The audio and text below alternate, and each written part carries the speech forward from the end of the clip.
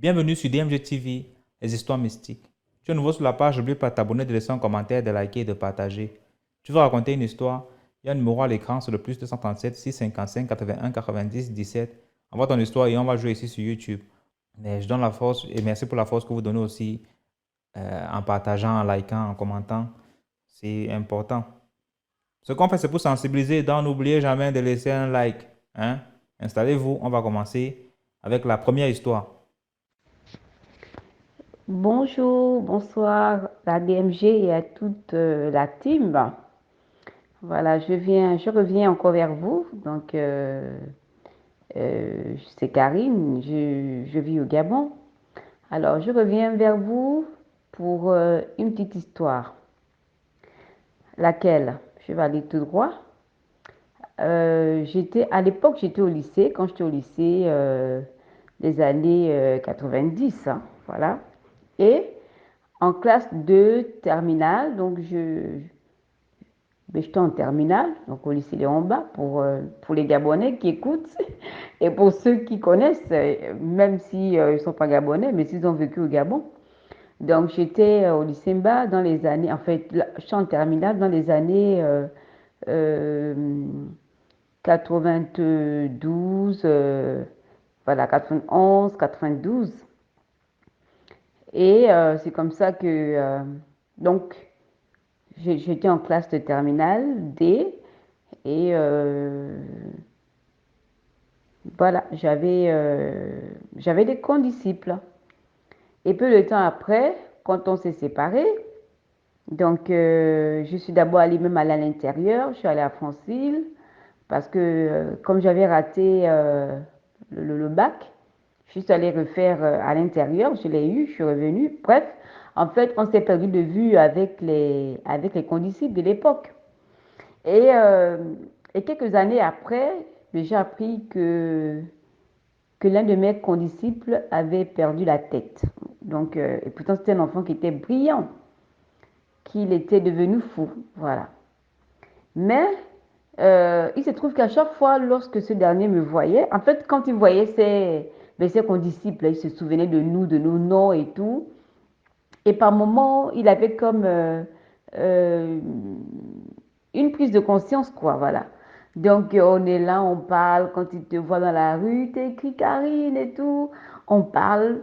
Bon, j'étais un peu gênée parce qu'on voyait bien que la personne avait perdu les boules quelque part, mais bon, bref. Et des années bien après, j'ai appris que le jeune homme était décédé. Et donc, j'ai même vu la photo dans le journal qu'on appelle l'Union ici au Gabon. Ok. Une nuit, je fais un rêve, je le vois. Donc il vient, il me dit, oui, Karine, comment ça va et tout, machin. Donc je parle avec lui, quoi. Je parle. Quand je me réveille, je dis, mais c'est bizarre. Mais il est mort, pourquoi est-ce que je le vois dans mon songe et tout? Ah, bon, moi à l'époque, j'étais catholique, hein. Et enfin, je ne comprenais pas. Je dis, mais lui, il revient dans mon rêve et tout. J'ai fait le premier rêve, je l'ai vu. Et on parlait bien. Oh, comment ça? Et ce qui est bizarre, c'est que dans le rêve, il n'était pas. Il était normal, quoi. C'est comme si, à l'époque où on était au lycée.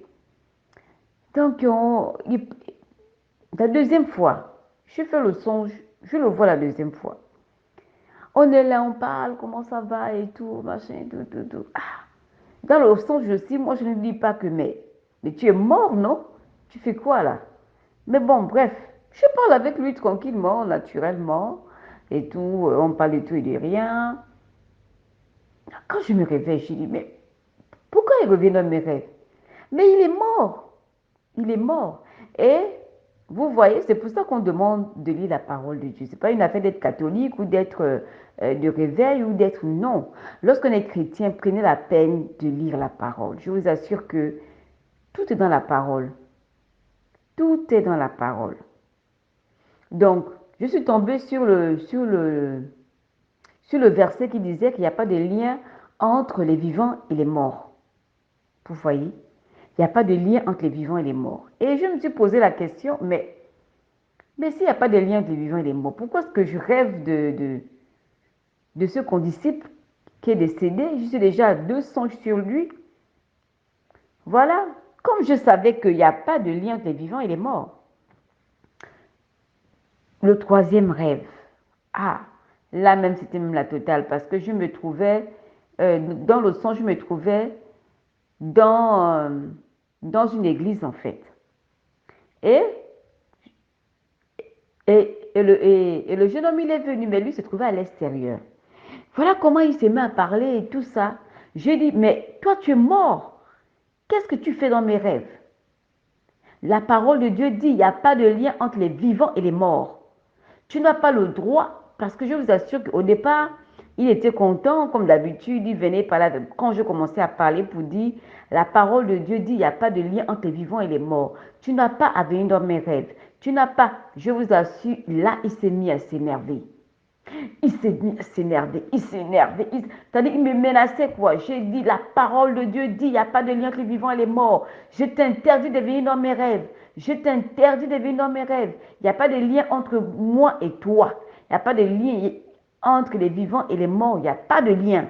Donc, je t'interdis de revenir, je t'interdis de revenir dans mes rêves. Je vous assure, il s'est énervé. Mais lui se trouvait à l'extérieur. Et moi, je me trouvais. Et là, avec ma soeur, et ma soeur et moi, on se trouvait à l'intérieur. Et je vous assure qu'il me menaçait. Je lui ai parlé. Vraiment, je parlais avec menace aussi pour dire que je t'interdis de revenir dans mes rêves parce qu'il n'y a pas de lien entre les vivants et les morts. Et c'est comme ça, après, je me suis réveillée. Je vous assure, depuis ce jour, jusqu'à maintenant, ça fait des années, il n'est plus jamais revenu. Il n'est plus jamais revenu dans mes rêves. Et voilà. Et là, je reviens également parce que nous sommes aujourd'hui le vendredi 8 septembre. Hier, j'ai écouté des histoires, voilà, l'histoire mystique et tout. Je pense que c'est l'histoire 5, hein. Voilà, donc, si je ne me trompe pas, excusez-moi.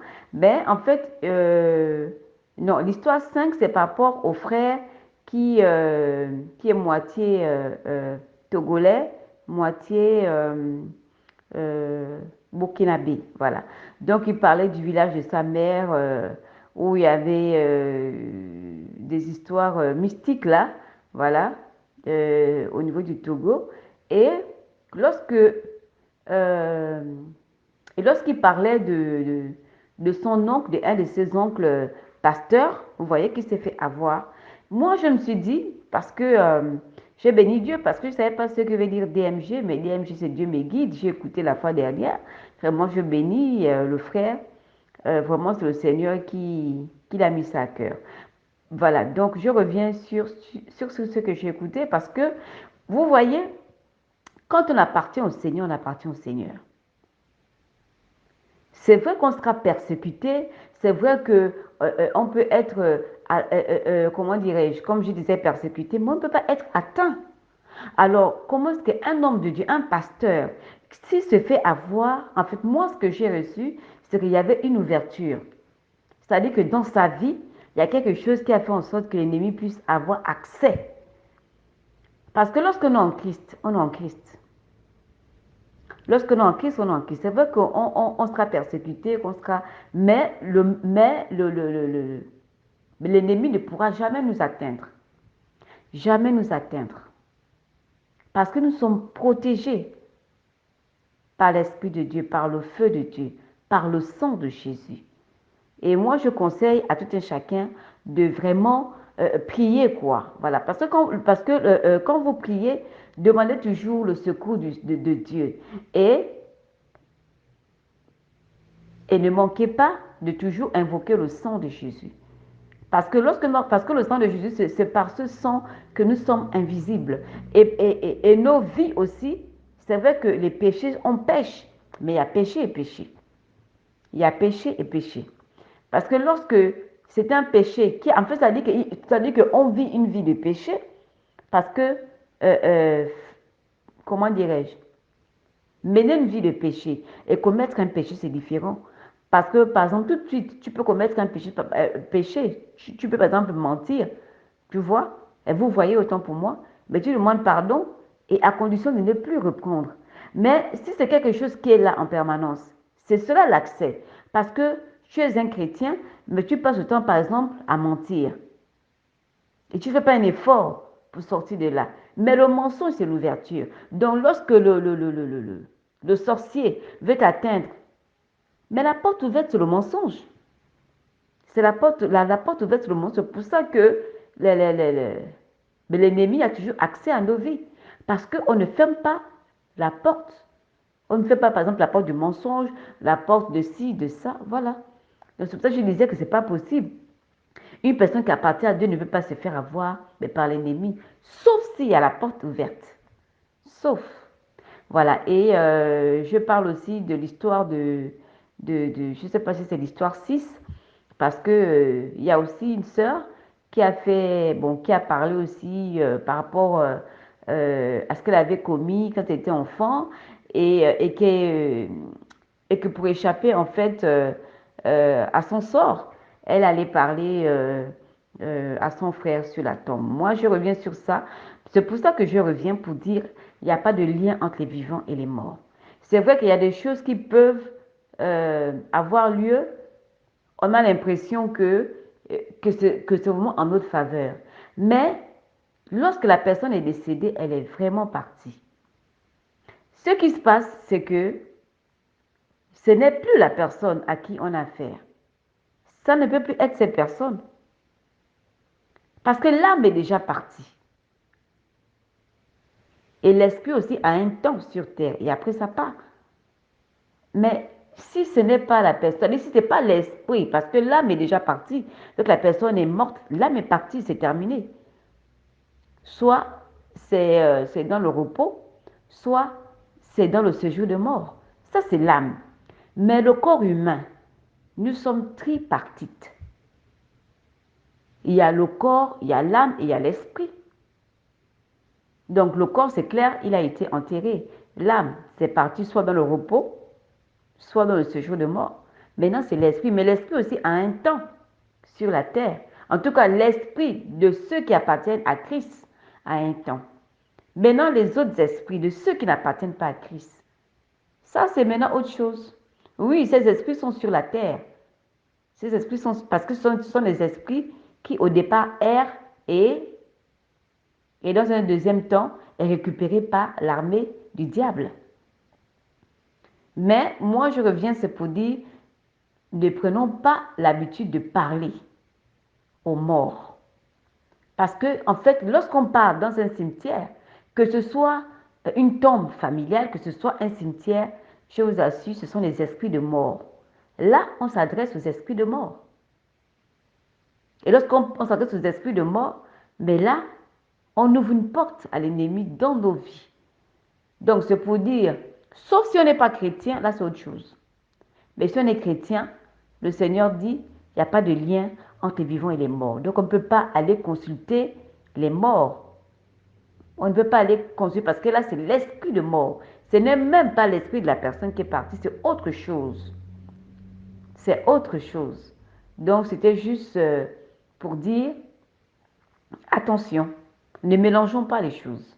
Lorsqu'on est chrétien, soit on appartient à la lumière, on appartient à Christ. Christ, c'est la lumière.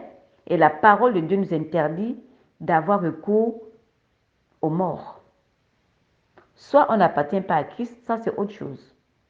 Voilà. Donc voilà ce que j'avais à partager avec chacun.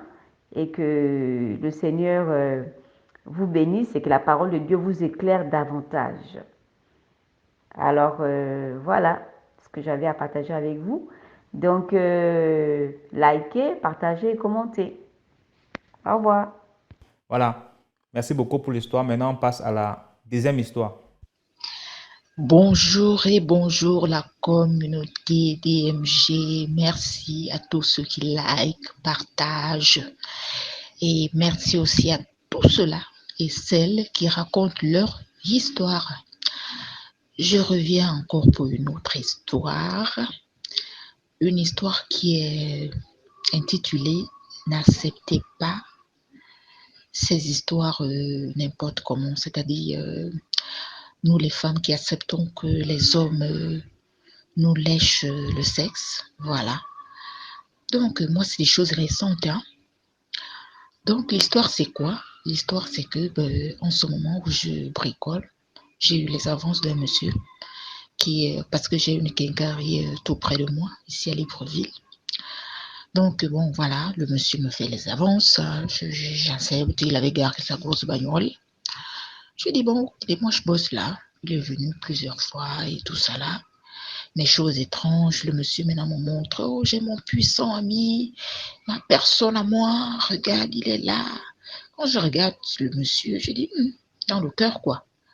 Donc, il me dit, non, c'est mon pote, mon grand ami à moi. Mais mon esprit me dit, ça doit être son parrain. Bon, moi, j'ai dit, ok, il me dit, non, parce que les femmes le refusent souvent, ils disent qu'il est gros. Mais quand je regarde, je me dis, comment tu peux dire que le monsieur est gros, ton ami est gros? Je vois juste peut-être que c'est le ventre. Elle me dit, oui, si tu as une copine, tu l'amènes aussi, les copines, parce que lui, là, vraiment, c'est quelqu'un de bien, et ça fait que si toi et moi, peut-être, on termine, voilà, tu peux aller vers lui, etc. J'ai dit, oh, ça, c'est quoi ça? Ça, c'est pas mon genre. Il faut pas, faut avoir un peu de respect. Il me dit, non, c'était juste pour dire comme ça. J'ai dit, bon, ok, d'accord, il n'y a pas de souci. Donc, on est resté là, le monsieur, tout le temps. Il me dit, oh, voilà, j'ai envie de faire l'amour avec toi, mais je veux plus te lécher le sexe, je veux bien te lécher, et voilà. Je lui dis, ah, papa, moi, ce genre de choses, moi, je ne pratique pas ça. Voilà. Effectivement, c'est une pratique qui ne m'a jamais donné du plaisir, quoi. Moi, j'ai vraiment pas pratiqué cette chose-là, quoi. Donc, du coup, pour être court, parce que c'est un peu long, les étapes sont longues. Donc, voilà, tout le temps, il m'a invité parce que lui, il a des coins stratégiques, quoi. Donc, un jour, il m'amène dans un snack bar vers lui. Voilà, le Saint-Tropez. Donc, il m'amène, il me dit, bon, voilà, on va aller prendre un pot, etc. Je dis, non, moi, je suis fatiguée. Donc, il me dit, non, il insiste. J'ai dit, ok, d'accord. Mais il a pris son verre, moi aussi, pareillement. Donc, en sortant, il est allé faire pipi de l'autre côté de sa voiture, puisqu'on avait garé. Donc, apparemment, il s'entendait bien avec le portier. Donc, le portier, du coup, le temps que le monsieur faisait pipi, il me tend son téléphone en me faisant des gestes que tiens, mets le numéro, je vais t'appeler. J'ai hésité, mais le corps m'a dit non, vas-y. J'ai vite mis le numéro. C'est comme ça qu'il est revenu, il a ouvert la voiture. Je suis rentrée, nous sommes partis. À un niveau, il me dépose, il me dit non, tu sais, je peux plus arriver jusqu'à chez toi, t'es déposé. Donc voilà, je te prends une course. J'ai dit ok, d'accord, il n'y a pas de souci. Bon, j'éclate la voiture, moi je suis partie. Donc, le lendemain, le portier m'appelle, il me dit, ah, est-ce que tu sais que ton type là est finalement revenu ici? Ou vraiment, c'était vraiment l'ego par-ci. En fait, lui, c'est notre client, donc il vient souvent ici, il a un pote là. Et même le jour où tu étais là, son ami, il était assis au comptoir. J'ai dit, ah bon? J'ai dit, mais pourquoi il nous a pas? J'ai dit, ah, papa, moi, leur chose là, moi aussi, je le trouve un peu bizarre, quoi. J'ai dit, effectivement, moi aussi, je le trouve bizarre. Mais je dis, bon, moi, j'ai pas de souci. Donc, moi, j'ai rien fait avec le monsieur. Donc, s'il a amené des copines et tout, voilà. Il me dit, ah, c'est comme ça. Donc, mon cœur était un peu lourd avec le monsieur. Toujours, tout ce qu'il avait à me dire, c'était qu'il veut lécher ma partie intime. Voilà, il veut sucer ça, etc. J'ai dit, Donc, je ne faisais que faire des bondissements, oui, on va se voir, etc. En fait, pour le rassurer, quoi. Bon, en fait, je ne faisais que des mensonges. Mais intérieurement, je disais dans le cœur, jamais. Un jour, il est revenu à mon lieu de travail. Il m'a dit, oh, bon, dans les causeries qu'on avait, il me dit, ah, toi là, tu as une chance inouïe, hein. Bon, c'est vrai que bon, moi, je lui dis, mais comment tu peux dire que j'ai une chance inouïe? Inouïe, c'est quoi? Tu dis qu'une chance qui s'ennuie. Il m'a dit, il se met à rire. Il m'a dit, non, je n'ai pas dit qu'une chance qui ennuie, j'ai dit inouïe. J'ai dit, mais explique-moi, inouïe, ça veut dire quoi? Il me dit, bon, écoute, il me dit, non, ça va, ça va. J'ai dit, mais explique-moi, j'insiste, quoi. Il me dit, non, voilà, quand j'ai du chance inouïe, ça veut dire que tu as beaucoup de chance. J'ai dit, mais ça veut dire quoi? Il me dit, oh non, ça va, c'est bon. On s'arrête là, je vais pas aller dans des profondeurs. Bon, en fait, on a continué. Et moi, il m'a dit, bon, il fallait qu'il rentre. Voilà, je lui ai dit, ok, d'accord.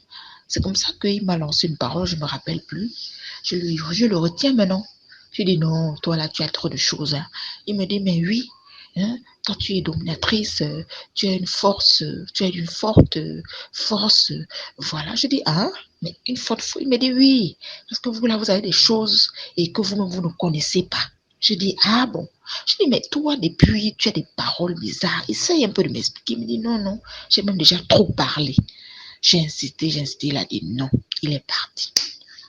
Donc, du coup, tellement l'histoire est longue, je risque de prendre trop de temps. Donc, ça fait 2 jours, un jour de cela, mon pasteur m'a appelé, il me dit, ah, est-ce que tu as eu des rapports sexuels avec un homme récemment? Je lui ai dit, non, papa. Effectivement, moi, l'impudicité, j'ai un peu laissé ça. C'est vrai que de temps en temps, ça arrive, hein, pas tout le temps. Peut-être après 2 semaines, j'ai une connaissance depuis 2019. Bon, lui, c'est quelqu'un aussi qui n'a pas vraiment d'argent, il se démerde, quoi. Qui m'appelle souvent, oh voilà, on se voit un peu. Bon, il n'est pas marié. Donc, en passant, on me dit que, voilà, tu as un dragueur, vous partez. Non, j'ai vraiment laissé ça. Il me dit, ah, parce que vraiment, il faut faire très attention.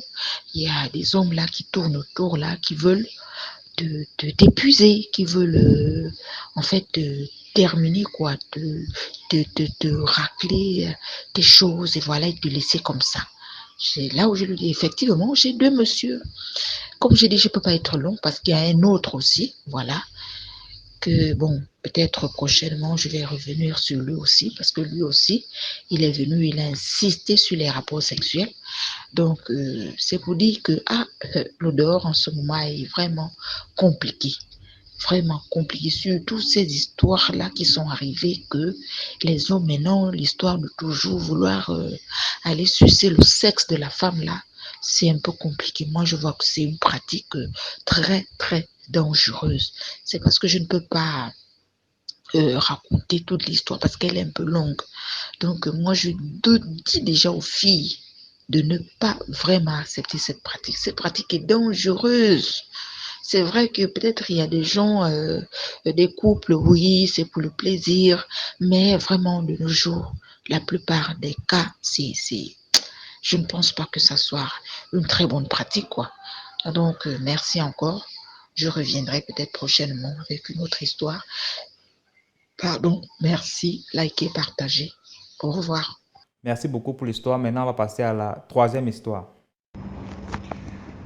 Bonjour DMG, bonjour à toute la communauté DMG TV, bonjour à tous ceux qui écoutent les histoires, bonjour à tous ceux qui like, tous ceux qui partagent, tous ceux qui apportent les histoires pour nous édifier tous.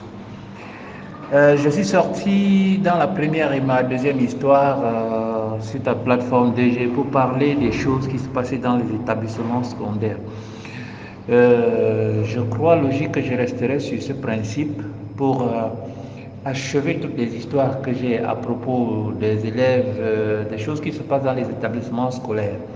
Donc, pour la troisième histoire que je viens poster ici, que je vais intituler en fait Futur compromis, et vous comprendrez pourquoi à la fin. L'histoire se passe en fait dans le même établissement où les deux histoires dont j'ai parlé antérieurement se sont passées. En effet, c'est quoi l'histoire? Je vais commencer en donnant cette petite leçon aux gens. Lorsque nous sommes parents, ou alors lorsque nous sommes enfants, élèves et avons atteint déjà un certain âge, nous devons prendre notre vie spirituelle au sérieux, ou alors la vie spirituelle de nos enfants au sérieux, et nous encadrer spirituellement pour parer à toute éventualité spirituelle. Le monde devient de plus en plus mauvais et déjà la Bible le dit que nous sommes dans un monde pervers et corrompu et que le monde entier est sous la puissance du malin.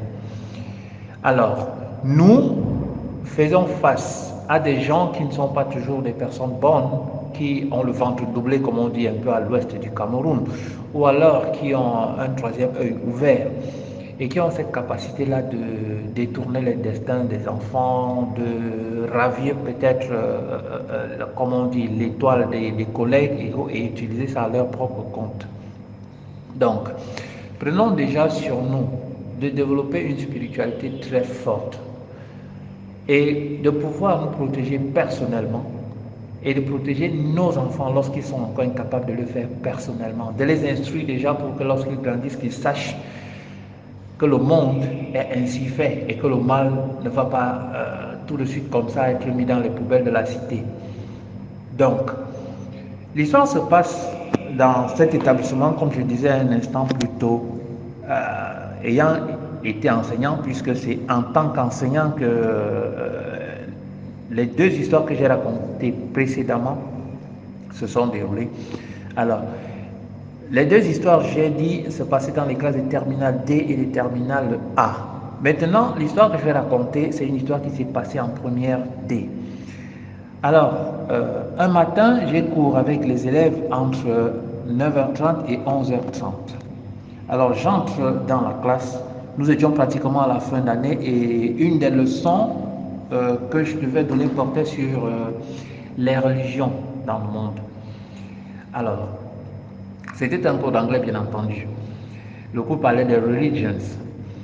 Alors, je commence le cours et j'explique aux enfants les grandes religions du monde, leur origine, le bouddhisme, le christianisme, l'islam.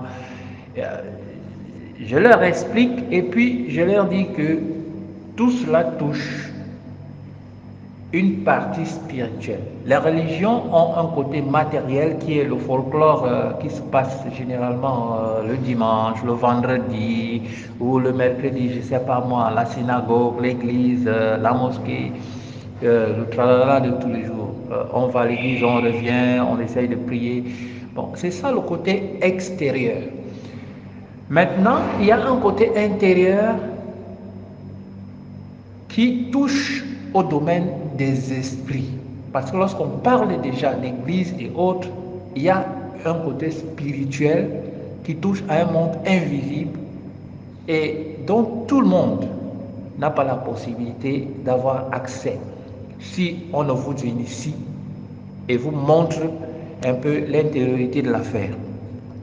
Alors, je reste bien dans le cadre du cours, j'explique, mais comme j'avais pris sur moi de me dire, bon, les quelques minutes, je vais toujours expliquer aux élèves que ce monde existe, il faut s'en prémunir, les encourager à développer leur spiritualité, surtout pour les grands élèves. Vous voyez, classe première, terminale, c'est déjà des enfants d'à peu près 15 ans maximum. Alors, je parle aux élèves et je commence à leur expliquer les petits détails de ce côté spirituel lié aux religions. Je rentre bien entendu dans la logique du christianisme parce que je suis, moi, disciple. Je ne vais pas dire que je suis chrétien, je suis disciple. Parce que le chrétien, bon, c'est un autre détail, c'est tout un autre pan et tout un autre enseignement. Donc, je suis disciple du Christ, bien sûr, pas disciple d'une autre personne. Alors, je leur donne des petits détails sur, puisque la majorité des élèves, c'était des élèves d'obédience chrétienne, alors je leur parle du côté spirituel, de se prémunir, comment procéder parfois. Alors, on a 2 heures de cours.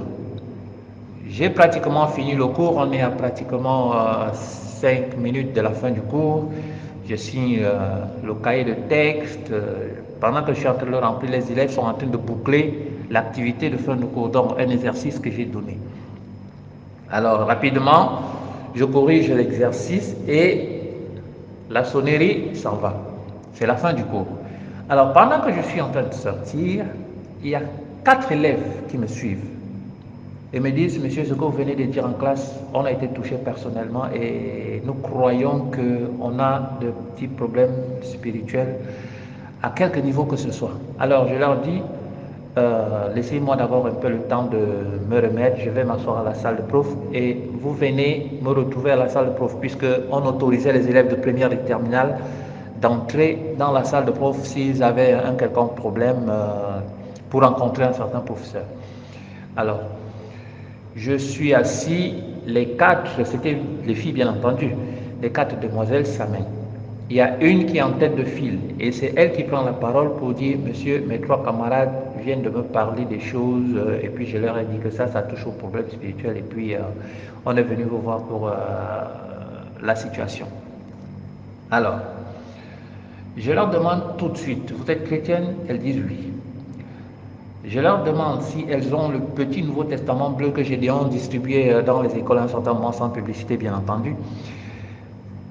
Alors, celle qui avait pris la parole parmi elles retourne prendre son petit Nouveau Testament dans son sac. Alors, je leur ai dit, est-ce que vous pensez que si vous avez des problèmes spirituels, vous pouvez vous en sortir? Elles disent oui. Alors, j'évolue un tout petit peu et pose la question. Toi, c'est quoi ton problème? Il y a une qui me dit, monsieur, chaque fois que je veux composer un examen, l'année dernière, ça s'est déjà passé comme ça, je suis obligé d'utiliser les papiers Kleenex, là, les petits papiers qu'on vend, les petites étoffes, là. Je suis obligé de l'utiliser au-dessus de l'épreuve parce que mes mains sont moites et transpirent abondamment. Si je ne le fais pas, toute ma copie sera trempée de la sueur de mes mains. Ça, c'est la première. La seconde me dit, monsieur, chaque fois que je dois composer un examen, pendant l'épreuve, je vais sortir au moins une dizaine de fois pour aller faire pipi. Et la troisième me dit, monsieur, moi, j'ai un mal de tête carabiné à chaque fois que je vais composer un examen. Et ce mal de tête finit toujours quand j'ai fini l'examen. Alors, les 3 demoiselles ont raconté leur histoire, celle qui les a accompagnées. Elle m'a dit, elle n'a pas de problème. Alors, tout de suite, je dis à celle qui est venue avec le Nouveau Testament, d'ouvrir un certain verset. Elle ouvre et je demande à la demoiselle de lire le verset. Alors, la demoiselle se met à lire le verset. Elle lit et je demande aux autres, est-ce que vous comprenez ce que ce verset dit? Les demoiselles disent, on n'a pas bien compris. Alors, je rentre dans l'explication profonde du verset et puis je leur demande, est-ce que vous pensez que tel que ce verset dit, si vous appliquez le verset tel qu'il est écrit là, vous vous débarrasserez de votre situation? Alors les demoiselles disent oui. Alors je leur dis, les versets ont besoin d'être personnalisés. Vous prenez le verset, vous le mettez à la première personne, vous confessez ce verset, c'est comme ça que ça marche dans le christianisme en fait, pour ceux qui sont entrés en profondeur dans les petites études de la Bible. Alors, je demande aux 3 demoiselles tout de suite de répéter le verset avec moi. Alors, pendant que je prononce le verset, je leur demande de faire comme moi. Alors, les demoiselles se mettent à le faire. La première qui avait le mal de tête s'est écroulée. Je l'ai rattrapée dans sa chute et je l'ai fait asseoir. La deuxième qui avait les mains moites, pareillement, elle se met à s'écrouler. Je la rattrape aussi et je la remets à sa place.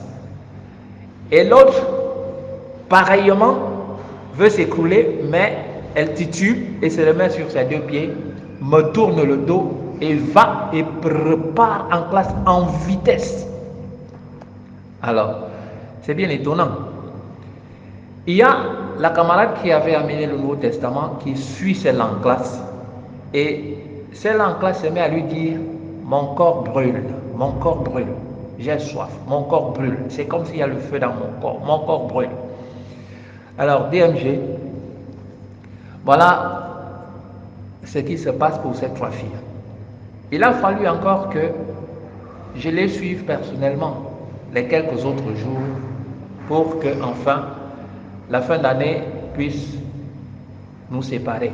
Alors on s'est séparés en fin d'année, je suis revenu dans l'établissement l'année suivante. J'ai retrouvé une fille sur les 3 qui avait bien sûr, parce qu'elle était en première, elle est passée en terminale et les 2 autres avaient aussi eu leur examen, mais elles n'étaient plus dans l'établissement. Alors c'est pour dire quoi? C'est pour dire que quelquefois on ne réussit pas à faire nos vies parce que justement des gens sont rentrés dans nos vies. Ou alors nous-mêmes, nous sommes allés rentrer dans des choses qui compromettent notre avenir, qui compromettent nos lendemains, qui attirent sur nous les défaveurs de la nature ou de Dieu. Chacun pourra appeler ça comme il veut. Mais le domaine des esprits, il est tel que on ne doit pas blaguer avec. Les esprits véritablement existent. Ils sont dans les vies des gens et ils travaillent. Un peu à défaut de se contenter d'habiter les corps des hommes, ils peuvent habiter les corps des animaux. Alors, DMG, c'était ça, ma troisième petite histoire.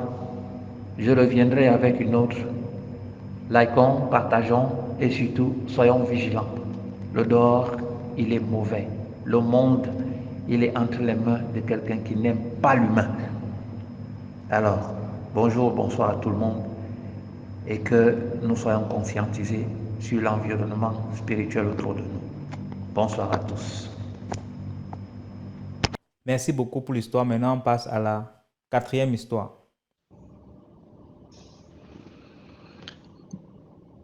Bonjour à DMG. Bonjour à toute la famille DMG. C'est un plaisir pour moi d'échanger avec vous aujourd'hui. Je suis le fils du soleil. L'histoire que je vais vous raconter aujourd'hui est mon histoire. Je suis né au Cameroun. Je suis camerounais dans une banlieue, dans un village, un petit village très reculé de la ville. J'ai vécu là-bas avec mes grands-parents, mes parents étant décédés très tôt. J'ai été élevé par mes grands-parents. À l'âge de 9 ans, j'ai commencé à faire un rêve. Dans ce rêve, il y a une femme blanche qui venait toujours dans les rêves. Elle venait jouer avec moi, me donner des cadeaux. Et ensuite, elle s'en allait, comme on dit, à l'anglaise ou à la française. Donc, elle repartait mystérieusement comme ça, là, et disparaissait. Au fur et à mesure que je grandissais, la même dame revenait toujours dans mes rêves. Nous sommes devenus amis. De plus en plus, je devenais conscient dans mes rêves. Et cette femme-là m'a dit qu'elle était là pour m'orienter sur ma véritable mission que je suis venu faire sur la terre. Et je lui ai demandé quelle était cette mission. Elle m'a dit que ma mission était de lutter contre les forces des ténèbres et de libérer les âmes prisonnières du monde des ténèbres. Je lui ai dit comment est-ce que je pourrais faire cela? Je ne suis qu'un enfant. Elle m'a dit que ce n'est qu'une illusion, que je ne suis pas un enfant. Je suis une vieille âme. Et elle m'a donné le surnom du fils du soleil. Voilà l'origine de ce nom, fils du soleil. Elle m'a dit qu'on devait m'appeler fils du soleil et qu'elle devait m'inculquer des valeurs qui devraient me permettre à mener à bien cette mission. Elle a commencé à m'enseigner, à m'apprendre les vertus des plantes, des arbres, des des métaux. Elle m'enseignait chaque nuit quand j'allais me coucher, je savais qu'on allait se rencontrer dans les rêves. Et j'ai commencé à soigner des gens dans ma famille. Quand quelqu'un avait un problème de santé, je partais, je lui disais ça dans les rêves la nuit et elle m'indiquait, elle me montrait des plantes que j'allais cueillir le lendemain pour aller donner à cette personne et cette personne trouvait la santé. Et dans la famille, ça a commencé à faire peur aux gens de ma famille. On se posait des questions sur moi et on me disait comment je faisais pour connaître ces herbes-là. Bon, je leur disais tout simplement que ces herbes-là, je les connaissais juste, c'était une inspiration que c'est Dieu qui me montrait. Ces herbes-là, bon, et comme ça soulageait aussi les maux et ça faisait du bien à ce que je donnais et ça ne posait pas de problème. Le temps ne faisait que passer, de plus en plus, je soulageais des gens au village. Ensuite, les gens ont commencé à quitter même la ville pour venir au village avec certains problèmes de santé. Je les soulageais et quand j'ai atteint 18 ans, elle m'a dit que j'avais déjà atteint l'âge de la maturité et qu'elle allait me donner une formule. Elle m'a donné une formule, c'est une prière que je devais réciter afin que je puisse la rencontrer dans ma vie réelle. Là maintenant, ce n'était plus dans le rêve. Il fallait maintenant la rencontrer dans ma vie réelle. Et j'ai fait ce qu'elle a dit. Elle m'est apparue. On a causé. Et j'ai continué ma mission de délivrance, enlever les totems dans des maisons, enlever les sorts sur les gens, libérer ceux qui sont captifs par les forces du mal, qui n'arrivent pas à avoir du succès, qui n'arrivent pas à avoir du travail, du mariage, les ventres bloqués. Et elle m'a dit que je pouvais présenter ces gens devant son autel, mais à condition que ces gens ne peuvent pas la voir, mais ils peuvent l'entendre. Donc je suis le seul qui la voit, qui cause avec elle directement. Si je vous en parle aujourd'hui, c'est parce que je veux partager ce don divin avec les nécessiteux, avec ceux qui sont attaqués par les forces du mal. Avec ceux, je sais qu'il y a beaucoup d'âmes qui sont prisonniers des forces du mal, qui sont victimes du monde des ténèbres et qui ne savent où aller, ils sont désespérés. Je vous écoute depuis un certain temps, raison pour laquelle je viens vers vous pour dire à tous ceux qui sont attaqués par les forces du mal, qui sont victimes de la sorcellerie, qu'ils peuvent se rapprocher de moi afin que moi aussi je puisse apporter ma pierre à l'édifice, à leur venir en aide. Je vous remercie et bonne suite, longue vie à notre émission DMG TV. Longue vie à DMG TV. Merci beaucoup pour l'histoire. Maintenant, on passe à la 5e histoire rapidement. Bonjour, bonjour les gens, bonjour l'Afrique, bonjour la famille d'IMG TV, tout le monde va bien j'espère. Merci encore de m'accueillir aujourd'hui. Je viens avec une histoire que j'ai intitulée « Des parents diaboliques ».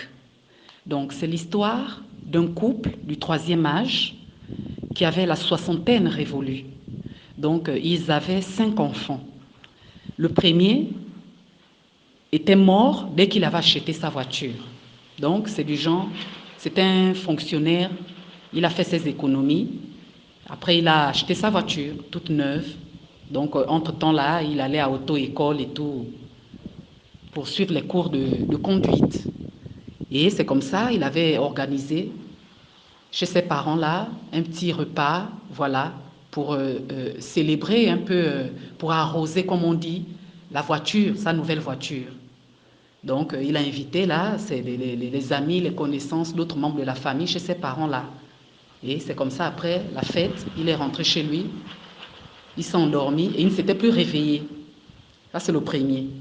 Maintenant, la deuxième, elle était morte étant mousson-fille. Mousson-fille, chez nous, c'est la femme qui allaite le nourrisson. Donc, voilà, elle avait bien accouché, elle est sortie de l'hôpital et elle est allée faire l'eau chaude, maintenant, chez sa maman. L'eau chaude, toutes les Africaines savent ce que c'est que l'eau chaude, voilà. C'est une eau réparatrice, si je peux dire ça comme ça, voilà. Donc, ça c'est la deuxième, qui était morte là comme ça, donc voilà, pendant qu'elle était même encore mousson-fille. Et maintenant, la troisième, elle avait fait 10 ans de prison. Ça c'est la troisième, donc le troisième enfant qui est aussi une fille. Elle avait fait 10 ans de prison pour avoir tué son mari.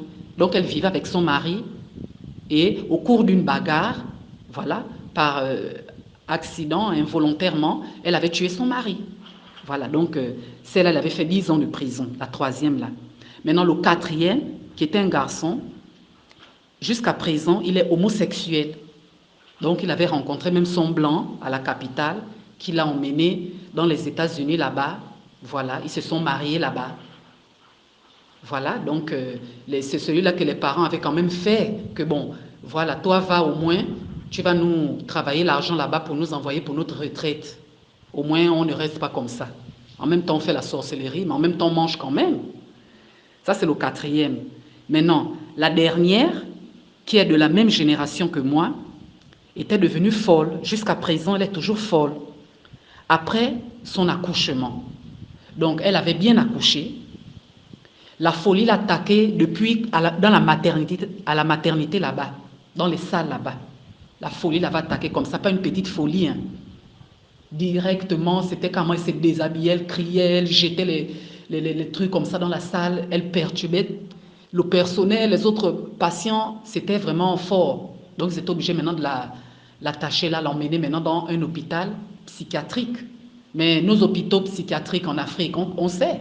Là-bas, c'est quoi? On va seulement te donner un calmant, voilà, le patient va s'endormir et au réveil, c'est la folie qui continue toujours. Des fois, elle fuyait même, elle s'évadait des fois de l'hôpital, mais les gens l'attrapaient toujours pour traîner dans la rue, quoi. Voilà, les gens l'attrapaient toujours pour la ramener à l'hôpital. Donc ça, c'est leur histoire. Maintenant, l'enfant que celle-là, que la folle là, que la dernière l'avait laissée, après l'accouchement, elle avait fait une fille. L'enfant là qu'elle a laissé, comme c'était aussi genre un père inconnu, les grands-parents ont récupéré, donc le couple là, des sorciers là, ils ont récupéré leur petite fille, qu'on va appeler Choupette. Donc Choupette grandit, elle est là, ses premiers pas et tout, elle commence à parler dans les mains de ses grands-parents là. Et c'est comme ça, à côté d'eux, où ils vivaient, les grands-parents, ils avaient une voisine. La voisine là, c'était une jeune fonctionnaire, elle n'avait pas de mari, elle n'avait pas d'enfant, mais elle s'était pris d'affection pour Choupette là. Donc là, quand Choupette grandissait, dans ses 8-9 ans, elle était vraiment adorable, voilà. Donc elle était devenue un peu sa petite combi, comme on dit, sa petite complice, quoi. Choupette lui faisait ses courses, des fois elle veillait là avec elle, mais elle était aussi très généreuse avec Choupette. Elle aimait vraiment Choupette.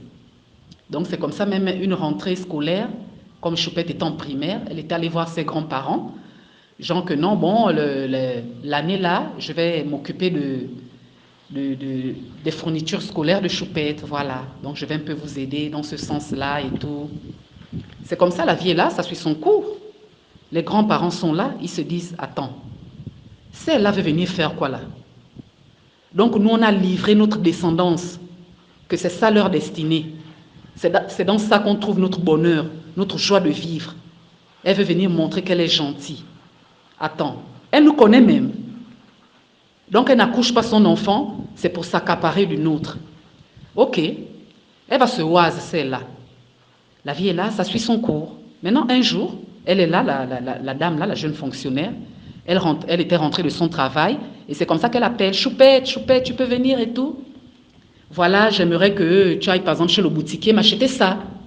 Et c'est comme ça, Choupette s'en va. Mais le boutiquier se trouvait l'autre côté de la route. En fait, il y avait une traversée à faire.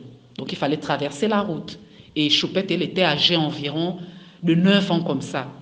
C'est comme ça, en traversant la route, la voiture l'avait tamponnée et Choupette là est morte sur le champ, la petite fille là.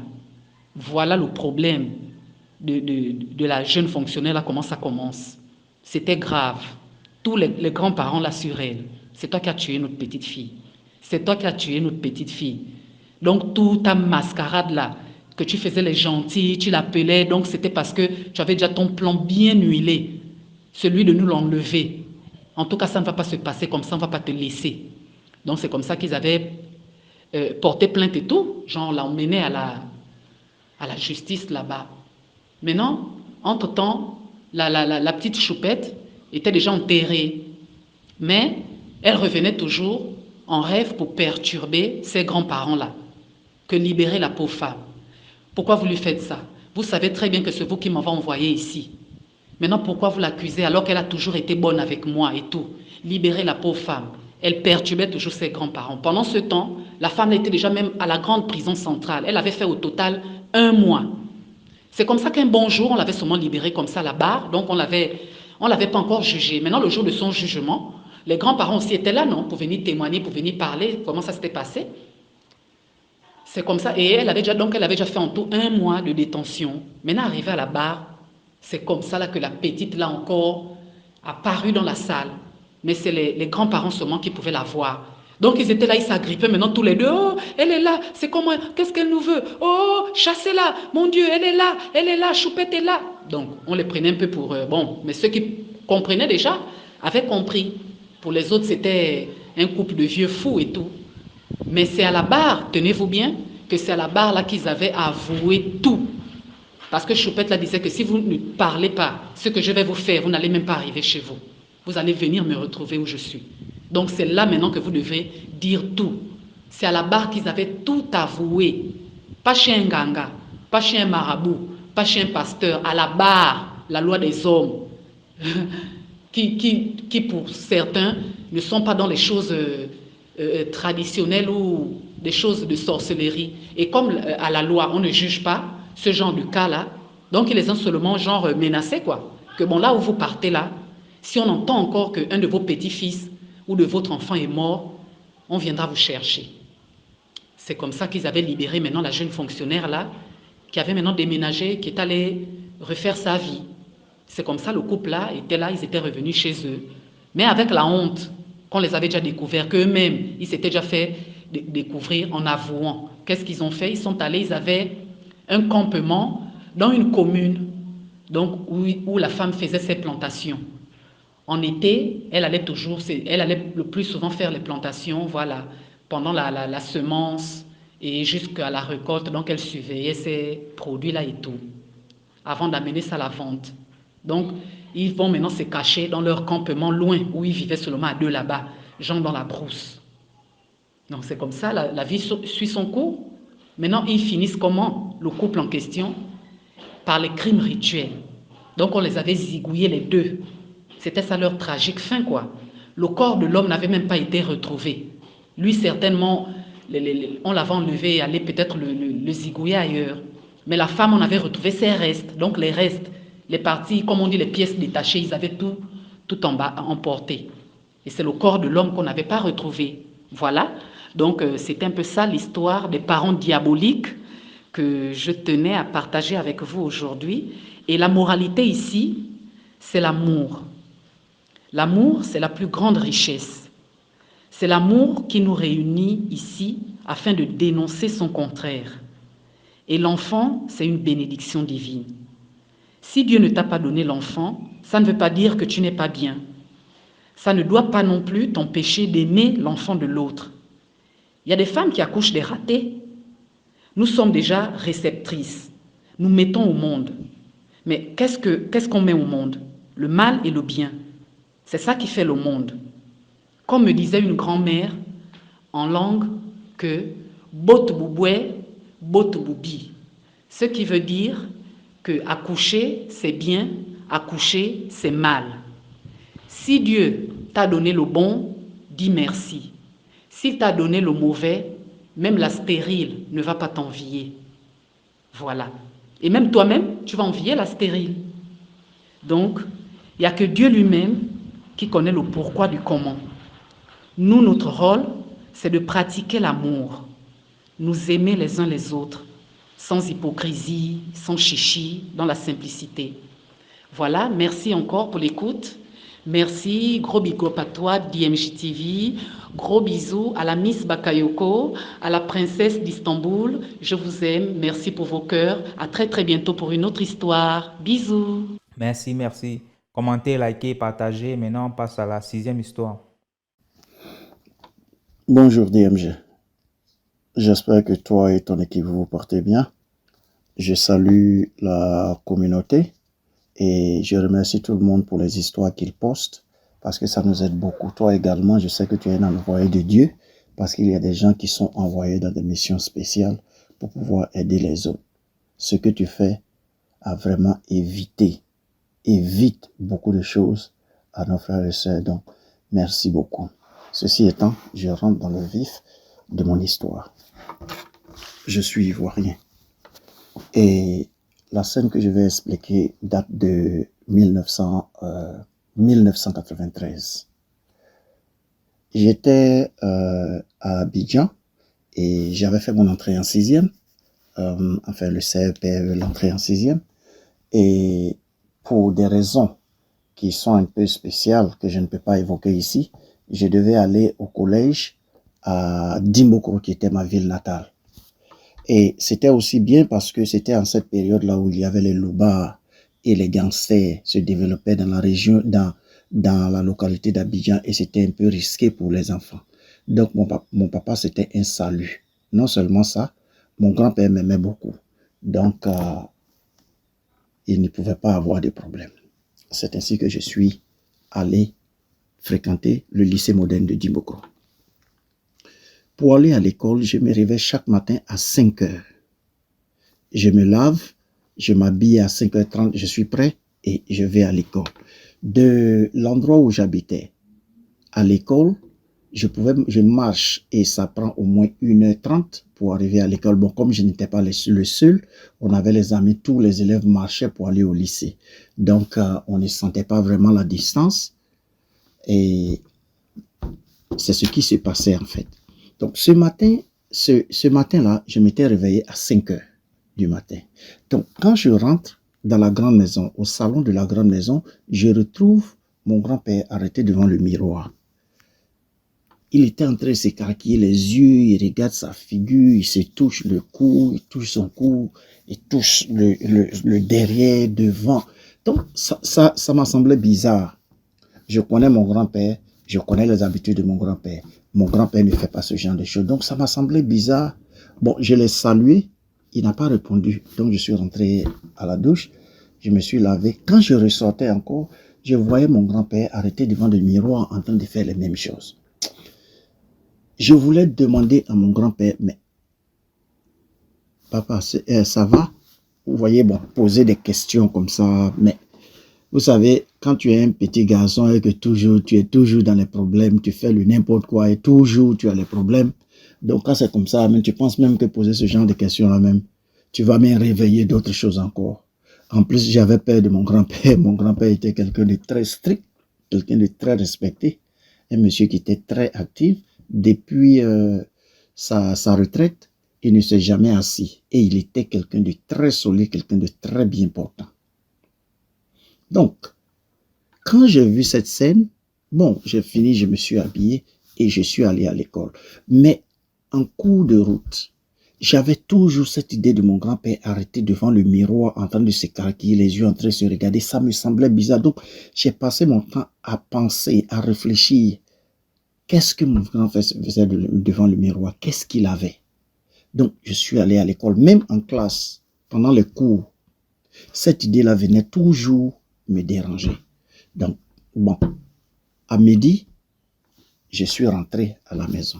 Dès que j'arrive à la maison, je trouve beaucoup les femmes de mon grand-père, beaucoup de personnes à la maison, assis tout tristes. Et la nouvelle est que mon grand-père était parti le matin à la rivière et on l'a trouvé couché dans sa pirogue sous une touffe. Vous voyez, au bord des rivières, là, quand les arbres grandissent, ils se penchent un peu et les feuilles tombent un peu dans l'eau. Donc, en fait, on l'a retrouvé sous ce genre de choses-là. Donc, il était à l'hôpital pour les soins et tout le monde était à la maison. On attendait les nouvelles de l'hôpital. Maintenant, 2, 3 ou 4 mois avant cette scène-là, il y avait eu un décès. Je ne pense pas que le décès était directement lié à notre famille, mais comme c'était un grand village et que presque tout le monde était lié, il y avait quelqu'un qui était décédé, quelqu'un qui n'était pas qui venait pas forcément de notre famille directe, mais quelqu'un qu'on connaissait. Donc, nous tous, on est allés au cimetière pour l'enterrement. Même les enfants, on est allés au cimetière pour l'enterrement. Vous voyez, quand on creuse la tombe, ils mettent les briques dedans et les gens fabriquent une sorte de grillage. Je ne sais pas si une sorte de grillage avec les fers. Vous voyez le genre de grillage qu'on utilise pour couler la dalle, là. Donc, c'était déjà fabriqué et c'était adossé à un arbre. Dès que le cercueil a été descendu dans la tombe, tout à coup, il y a un monsieur qui a été parachuté, qui est tombé sur le fer, le grillage qui était là. Mais ça nous a semblé bizarre. Un monsieur qui était costaud, gaillard, balèze, gars. Comment est-ce que ce monsieur-là peut tomber d'une manière bizarre comme ça? Bon, on n'a pas pensé à quelque chose de mystique. Donc, directement, mon grand-père était à côté. Mon grand-père s'est précipité. Il a soulevé. Et comme notre maison était à proximité du cimetière, près de 1 ou 2 minutes de marche, il a pris le monsieur, il a envoyé le monsieur à la maison. Il a soigné le monsieur et il a décidé d'accompagner le monsieur chez lui à la maison. Et il m'a appelé, il m'a dit, bon, allons, prends la moto, suis-moi, on va aller déposer le monsieur chez lui à la maison et comme ça, on pourra revenir ensemble. C'est ce qui s'est passé et on est allé déposer le monsieur. Donc maintenant, je reviens maintenant à l'épisode où j'étais revenu de l'école et il y avait toute une famille en train d'attendre les femmes de mon grand-père à la maison. On était là, on attendait qu'on vienne nous dire la nouvelle concernant l'état de santé de mon grand-père. C'est ainsi que malheureusement, on nous avait dit que mon grand-père était décédé. On a commencé tous à pleurer, tout ça. Et j'étais dehors. Vous savez, les enfants qui grandissent en ville, surtout à la capitale, on n'a pas ce genre de connaissances-là. Il y a certaines choses que quand on dit, on prend ça au sens littéral de la chose, mais c'est quelque chose qui est dit au sens, il y a un sens figuré. Donc, on ne comprend pas directement cela. Donc, j'étais arrêté dehors, tout triste, assis sur une brique dehors. Il y avait 2 femmes qui passaient à côté, elles étaient en train de parler. Bon, voilà, c'est comme ça.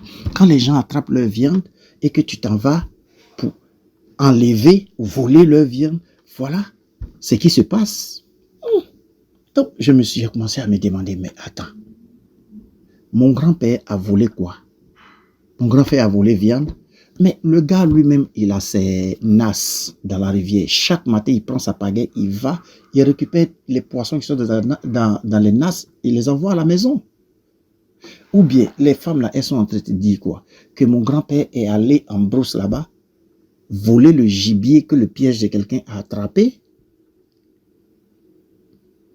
Donc, je me posais des questions, mais connaissant mon grand-père, connaissant ce monsieur digne qui qui avait de la personnalité, que tout le monde respectait. Je savais que mon grand-père ne pouvait pas faire des choses comme ça.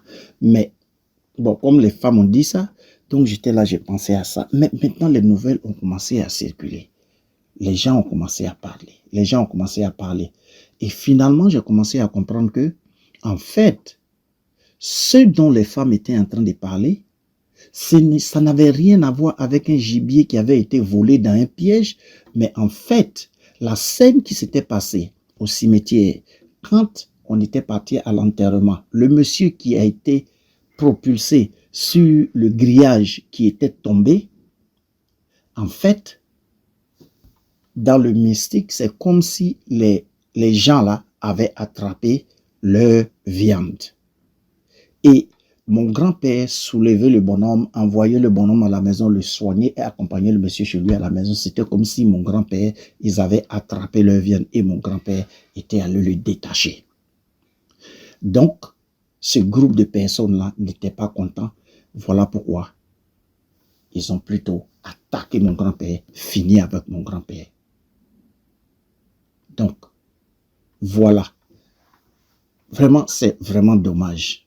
Regardez ce monsieur qui avait un charisme vraiment étonnant. Un monsieur qui était très bien portant, qui était respecté, qui ne cherchait pas de problème avec qui que ce soit. Simplement pour avoir fait du bien. On l'a arraché à l'affection de ses enfants, de ses petits-enfants et tous les gens qui aimaient ce monsieur-là. Voilà malheureusement les situations que nous traversons en Afrique. Et cette situation m'a traumatisé toute mon enfance, même quand j'ai voyagé, quand j'ai quitté le pays. Là, tous les pays où j'arrive, de temps en temps, ce machin-là me vient dans la tête. Et je voulais en parler une fois pour toutes pour me débarrasser de ça. Parce que je me dis que j'ai eu une association avec ces situations parce que mon grand-père m'avait dit de l'accompagner avec la moto de ce monsieur. Donc, je l'ai accompagné. Et non seulement ça, le matin, quand j'ai trouvé mon grand-père arrêté devant le miroir, j'avais voulu lui demander, lui poser une question de savoir pourquoi il regardait dans le miroir. Peut-être que si je lui avais posé la question, ça aurait changé la donne. Et ce matin-là, il ne serait pas peut-être parti, il serait parti un peu en retard à la rivière. Et peut-être que même si les gens l'attendaient là-bas, peut-être ils n'allaient pas en fait la voir. Donc, j'ai toujours eu ce machin-là sur la conscience. Je me suis accusé je m'accuse de n'avoir rien dit, que si j'avais dit quelque chose, cela ne serait pas arrivé. Même ma maman était venue même pour les funérailles. Et quelque chose d'extraordinaire s'est passé parce que quand ma maman est arrivée au village, vous savez, les femmes, nos mamans, les vraies mamans, nos mamans africaines qu'on connaît là, quand elle va quelque part, si elle a un petit enfant, elle va se réveiller très tôt le matin, s'occuper de l'enfant. Et avant que tout le monde ne se réveille, elle va balayer la cour et tout ça. Ma maman dit qu'elle était arrivée parce qu'on avait un manguier au centre de notre cour. Ma maman dit qu'elle était arrêtée à côté du manguier. À très tôt le matin, elle voit mon grand-père sortir de la grande maison, descendre, prendre sa pagaie, descendre les escaliers et passer à côté d'elle. Il a jeté un coup d'œil, il a regardé, il a souri et il a continué. Elle dit qu'elle était pétrifiée, elle ne pouvait même pas bouger. Quand maintenant, mon grand-père est sorti du portail, c'est là maintenant qu'elle a pu maintenant bouger. Donc elle est partie, elle a couru rapidement, arrivée au portail, elle a ouvert pour essayer de voir. Elle n'a pas vu, elle n'a vu personne. La raison pour laquelle j'ai cru en ce que ma maman a dit, c'est parce que il y avait certaines choses qui s'étaient passées le matin, certaines choses que j'avais vues, certains comportements de mon grand-père que j'avais vu le matin, à 5 heures du matin, quand je m'apprêtais à aller à l'école. Mon grand-père, il touchait son cou, c'est comme s'il massait derrière son cou, il massait le devant, et puis il écarquillait un peu les yeux. Ma maman m'a dit exactement la même chose en ce qui concerne tous les gestes de mon grand-père sur son cou, tout ça. Ma maman m'a dit la même chose qu'elle a vu mon papa, parce que mon grand-père, elle a vu mon grand-père qui était décédé de cela il y a peut-être 2 ou 3 semaines. Elle a vu mon grand-père sortir de la maison et quand elle m'a donné les petits détails de certaines choses que je ne lui avais jamais dit, j'ai compris qu'en fait, elle n'était pas en train de mentir. Donc, voilà ce qui nous arrive en Côte d'Ivoire, en Afrique. Voilà le mystique. On ne peut même plus faire du bien à quelqu'un. Vouloir faire du bien à quelqu'un va se retourner contre toi d'une autre manière. Il y a des gens qui sont là. Ils ne veulent jamais du bien des autres. Que tu fasses du bien ou tu fasses du mal. Ils ne seront jamais satisfaits de quoi que ce soit. Vraiment, il faut qu'on prie beaucoup parce que c'est la seule chose qui peut nous éloigner de ces gens de méchanceté. Merci beaucoup pour la plateforme. Que Dieu vous bénisse.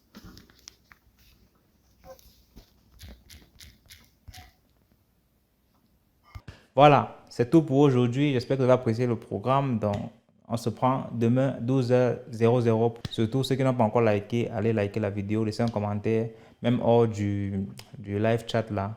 Allez laisser un commentaire là-bas aussi. Merci, c'est important. Voilà.